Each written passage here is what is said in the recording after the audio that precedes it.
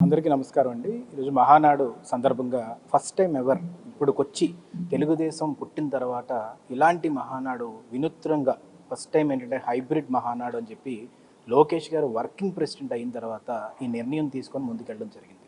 దేనికోసం జరిగిందో ఇది రాష్ట్ర వ్యాప్తంగా ప్రతి ఒక్కరికి తెలిసిన విషయమే. ఏంటది? నరేంద్ర మోడీ గారు ఒక నిర్ణయం తీసుకొని బహిరంగంగా సభలోనే అనౌన్స్ చేసిన తర్వాత అందరూ కూడా సహకరించాలని చెప్పిన తర్వాత ఆయన 2 కార్లోనే ప్రధానమంత్రి గారు వెళ్తున్నప్పుడు నారా లోకేష్ గారు, చంద్రబాబు నాయుడు గారు ఒకే ఒక నిర్ణయం తీసుకుని హైబ్రిడ్ మహానాడని మనము కూడా ముందుకెళ్దాము, ఈ పండగని మనం ఈ విధంగా జరుపుకుందాం అని చెప్పి దాన్ని ఆలోచించే విధానాన్ని చూస్తుంటే చాలా ఆశ్చర్యంతో కలిగిన విషయం ఏంటంటే, యోగాంధ్రాన్ని కూడా సక్సెస్ చేసి నరేంద్ర మోడీ గారిని అక్కడ కూర్చోబెట్టి యోగాంధ్రాన్ని సక్సెస్ఫుల్గా నడిపించి ఎక్కడా లేని విధంగా దేశంలోనే ఒక రికార్డ్ సృష్టించిన వ్యక్తి నారా లోకేష్ గారు. ఈరోజు హైబ్రిడ్ మహానాడు కూడా ఒకటే ఆలోచించారు ఆయన. ఏంటంటే ఇది క్లస్టర్ వైజ్ క్యూబ్ అనేది అయితే ఉందో క్లస్టర్ వైజు ఈ మహానాడుని చేసుకొని కార్యకర్త ప్రతి ఒక్కరు కూడా ఇన్వాల్వ్ అయ్యేలా చేసి దాన్ని మళ్ళీ డిజిటల్గా అటెండెన్స్ తీసుకోవడం. అంటే ఇప్పుడు మై టీడీపీ యాప్ అని మనకి టీడీపీకి ఒక యాప్ ఉంది.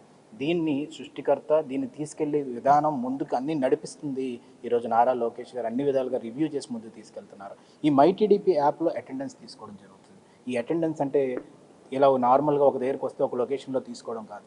టీడీపీకి ఉన్న అత్యంత బలం కార్యకర్తలు. ప్రతి ఒక్క కార్యకర్త కూడా ఈరోజు ఒక వాలంటీర్గా ముందుకొచ్చి ఈ యాప్ని నేర్చుకొని వాళ్ళు అడాప్ట్ అయ్యి ఆ యాప్ని మళ్ళీ క్లస్టర్ దగ్గరికి తీసుకెళ్ళి వాళ్ళు అటెండెన్స్ తీసుకోవడం జరుగుతుంది.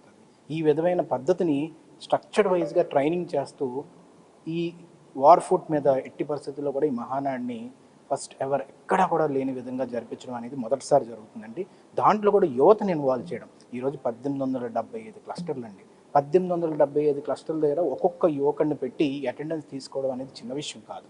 దాంతోపాటు యువకుల రాజకీయాల్లోకి అత్యంత ప్రాధాన్యత కల్పించాలనే ఏకైక ఉద్దేశంతో నామినేటెడ్ పదవుల్లో కూడా మీరు చూస్తే ఎక్కువ శాతం యువత ఉండడం, మంత్రుల్లో చూసుకుంటే ఎక్కువ శాతం యువత ఉండడం, అలాగే ఎమ్మెల్యేల్లో చూసుకుంటే ఎక్కువ శాతం యువతను ఉండడం, ఇవన్నీ కూడా నారా లోకేష్ గారు మార్క్ కనబడుతుంది.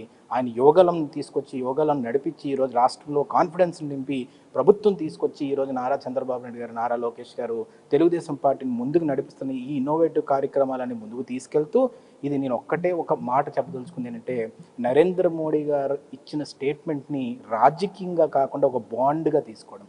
Beyond politics, relation, emotion, bond, ఆ బాండ్ని నిలబెట్టుకునే విధంగా అంటే యోగాంధ్ర చేయాలంటే ఇండియాలో నెంబర్ 1 కార్యక్రమం నిలవాలి.